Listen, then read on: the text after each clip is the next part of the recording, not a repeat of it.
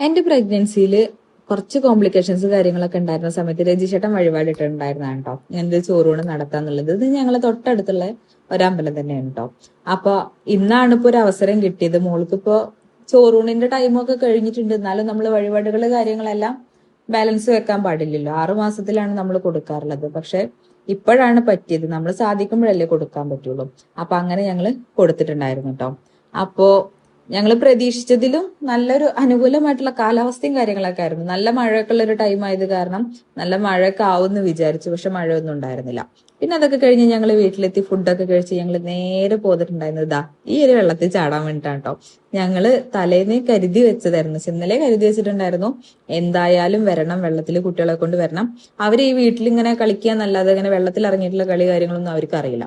അപ്പൊ അവർക്കും ഭയങ്കര സന്തോഷമായിട്ടുണ്ടായിരുന്നു കേട്ടോ.